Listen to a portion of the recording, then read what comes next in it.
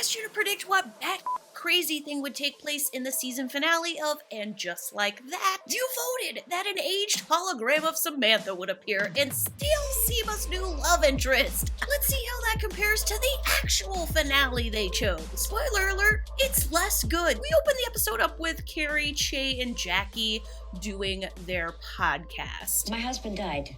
Death. The ultimate breakup. Huh? So clearly, I win worst breakup ever. Yes, you win. What? Someone dying is not the same as somebody breaking up with you. We get to watch the ending of Carrie and Nice Teacher Guy's third date. I'd like to kiss you. Would that be okay? He asked permission for the kiss, which I understand, but... you know, contract for a kiss. It's just... I like Carrie. I've never been a big fan of the whole ask permission before kissing thing. For me, it just takes all the spontaneity and romance out of it. But maybe that's because when an unwanted kiss comes my way, I'm not afraid to rip my head back like that Edgar guy from Men in Black when the alien takes over his body. Wow. One hello, and it's straight to post-banging from an audience perspective for this couple. Honestly, I would much rather have watched Seema get to know her new man than Carrie go on like 3 kinda dates with Nice Teacher Guy. I want something exciting! And what's more exciting than Seema being wooed by a French dance club owner? But I think it could be big. In your lamp?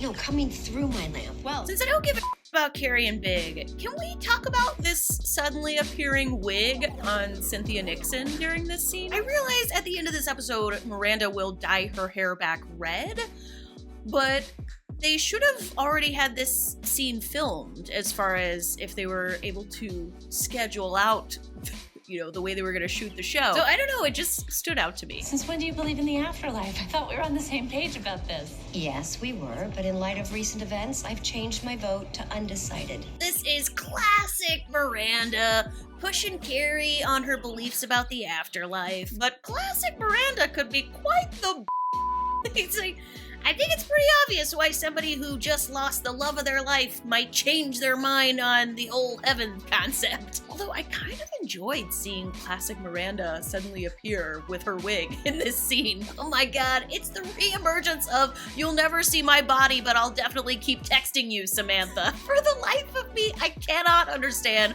why they won't drop this whole texting Samantha thing. All it does is remind the audience how much we miss Kim Cattrall. Why are you doing that? Well, East Coast girls are hip. I really dig. This is so weird. What's happening? Do you know what's happening? Nobody knows, Miranda. That's what they should have named the reboot. What's happening is a lot more reflective of the show we've been watching than And Just Like That. I mean, who cares about the farmer's daughters and the northern girls? You get the idea? No, not really. God, you just know the Miranda "no, not really" gif is gonna be trending on Twitter tomorrow. Do you know what season 1 of And Just Like That is all about? No, not really. Do you think this finale is going well so far? No, not really. How about this Miranda Che plotline? At least the Rambo Che-ness of it all is exciting. No, not really. All of this is my humble way of sharing with you that yours truly is going to California. Oh wow, what a way to tell her. I feel like the writers painted Che in a sort of angelic tone at the beginning of the season, and now it feels like they are way overcorrecting. I mean, isn't this like a monstrous decision to make? I feel like everyone knows telling the person who is in love with you you're moving this way is... I want you to come to LA. Well, it isn't a marriage proposal, but it's pretty big.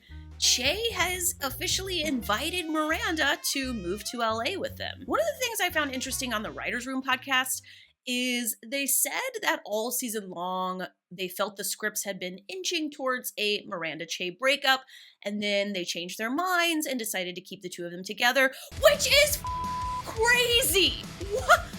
Like, that tells me that there was never a planned season-long story arc. It actually all makes sense. They have all of these Che isn't as great as Miranda thinks they are, hints sprinkled in the middle of the season, and now I know why, because they were planning on breaking them up originally. Now I know everybody loves Carrie and Seema, but I'm shipping the Carrie-Jackie friendship. It's like if your dealer became besties with an entitled, privileged white lady. Like, what are they doing together? What are they, building a dispensary inside a Nordstrom? Naya reveals her and Andre have separated, and it really sealed the deal for me on Naya not wanting children when at the end of the scene, Naya says, oh, we just need to feel the pain of knowing, is us being apart worth some baby we've never met? Like, Naya has moved on, and Naya's totally fine without some baby. I need to think more about where John might want to be. We are coming up on a year, Carrie. Hallelujah! Oh my god! This random side character just made my day! He did it! He finally grounded the show and told us how much time has passed since the first episode. I just didn't realize how frustrated I was inside on the whole not knowing how much time has passed this season thing until he said it. This moment when Carrie has taken her faulty lamp that she thought was maybe Big contacting her from the afterlife. She's taken it to a repair shop. This moment when the repair guy says, yeah, it was a faulty line, and she's disappointed and her eyes well up. Sarah Jessica Parker just absolutely nailed this scene for me, and even though I really don't care about the storyline, like, this scene was touching. Turns out, the rager Jackie invited Carrie to is a surprise wedding! As soon as hot producer guy started talking to Carrie about doing her own podcast, I had an inkling they might put these two together, which, of course, we eventually find out is what happens. I just don't know why they had us watch her date boring teacher guy for so long. Like, I guess he was the rebound guy, but if that's what this is and he was just a rebound, why not make rebound guy less lame? Why not make the rebound guy somebody who's super fun and can insert some humor and excitement into the show? We arrive in the third act to the big they mitzvah, which I liked and thought was super cute. I will say though, Rock being essentially absent from the entire middle of the season did not help with the lack of cohesion this show has experienced. Rabbi Jen, I couldn't help it over here. What's really important that I'm hearing is the relationship between you two.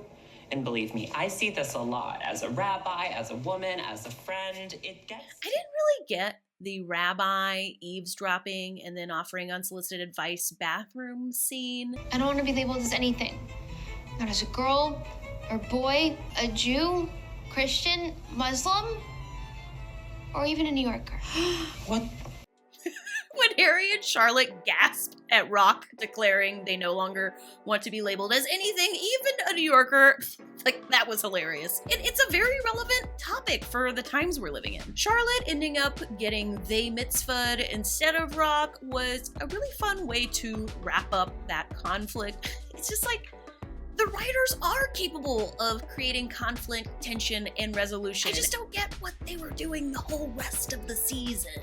Carrie decides just to go to Paris on her own after Miranda can't make it, and I guess we know the hierarchy of this group. Like if this was Survivor, I'd say it's pretty obvious Charlotte's on the bottom of the alliance. I know the Writers' Room podcast totally dispelled this and said, oh, it was all about Carrie realizing she has to go alone or whatever, but like in my mind it was because Carrie only wanted to go to Paris with Charlotte if Miranda was there. Like, she couldn't fathom the idea of just Carrie and Charlotte going, which in some ways you can't blame her, but I will say Charlotte has become one of my faves in this reboot. Like, she's really grown and evolved a lot. Although I do think she is the quintessential definition of a stay-at-home mom whose whole life is her kids. And I kind of hope they explore that more if we get a season 2. So are you ever going to say anything about my hair? What happened to all the gray pride? It's still there.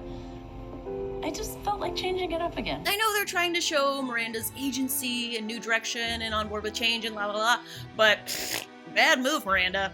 You were way hotter as a silver fox. Carrie goes all the way to Paris to scatter Big's ashes, and I'm too emotionally drained to invest in this, so instead I'm choosing to think about the fact that the show paid to film Carrie in Paris, but didn't give us a fun Diwali party or a Carrie and Seema clubbing scene. And I would like to go on the record and say, Michael Patrick King, wrong decision, dude. This was not worth it, like, at all for me. Okay, I know I'm the one who said I was more pro hot producer guy than nice teacher guy, but ending the season with this elevator kiss of them? I don't know anything about this couple. I don't even know this guy's name. I mean, I didn't know nice teacher's name either, but like, I really don't know hot producer guy's name. I just don't feel like it's strong enough to end a season with. Like, I don't care about them as a couple because I don't know them as a couple. The couple I do know a whole ton about, Miranda and Che, got a whole 5 minutes of screen time in this finale after writing the season as what felt to me like the leading couple, which was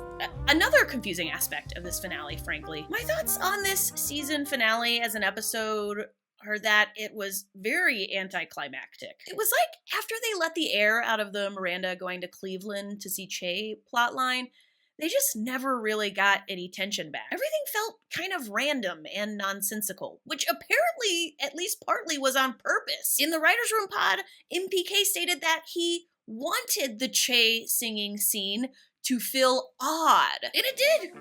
Holy did it feel odd. What confuses me is why that was Michael Patrick King's desired reaction. Like maybe they're just like more better than me. Maybe they're more educated. You know, these are real writers. I'm just some YouTuber. Like, I want to know, like, what is there some benefit to confusing that to your audience? Which leads me to my next question on this series as a whole.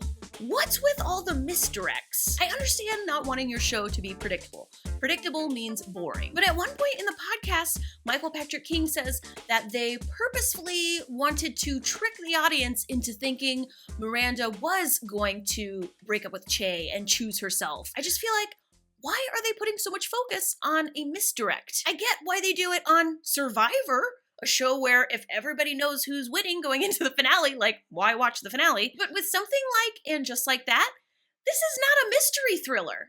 It's a drama that's supposed to be about characters and relationships. They should feel real. If they're doing their job, it should feel like a real person. So when they're telling me, oh, we're having characters make certain choices just to throw the audience off, I'm going, well, no wonder we sometimes feel confused and like these people are inauthentic. The They Mitzvah was definitely my favorite part of the episode, but besides that, I don't know. I mean, we got a random Che karaokeing to Miranda the news they're moving, a random surprise wedding with a side character, a bunch of shot in Paris that felt out of place, and a whole ass new love interest for Carrie. I mean, these last 2 episodes made the Gen Q reboot feel like a frickin' Mozart masterpiece compared to like the bizarre plot lines and confusing storylines in And Just Like That. Why did we get 4 seconds of Seema meeting intriguing club owner guy and 14 seconds of them post-banging in the finale?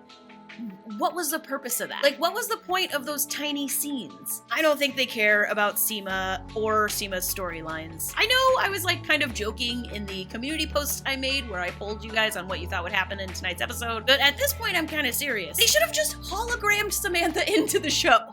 Okay, instead of giving us texting Samantha with a side of token diversity Seema. Okay, let's talk about the character most discussed online. Che, I'm just not sure about. I don't think the writers knew what to do with Che's character. It almost felt like they wanted to make Che big, but couldn't commit, and instead kind of half-assed the bigness in Che's personality. All right, season 2. Will there be a season 2? Let's talk about that. Here's a quote Sarah Jessica Parker gave Variety a few days ago. Michael and I spoke 2 weeks ago and said, okay, when are we going to talk about this? Because there's a calendar and you don't want to let too much time pass. There feels like there's momentum. Wow. Wow. That quote feels like we're getting a season 2. All right, we made it. Whew, it's over. We got to the end of season 1 of And Just Like That. And I'm not gonna lie, I want a season 2. I know it sounds crazy, but I just do. All right, tell me what you think. That was a lot. You must have thoughts. Do you want a season 2? Can you explain to me why I want a season 2? Because I honestly don't even know. I just know that I, kind of do. All right, please tune in to Ash Silver's channel this Sunday, February 6th at 3 p.m. Eastern Time, 2 p.m. Central, and noon Pacific. We are going to be rewatching the season 2 Gen Q finale and having so much fun discussing it. I'm really looking forward to it, and I hope you're able to join. All right, as ever, I'm Amanda. This is my Really Gay YouTube channel. And I will see you next video.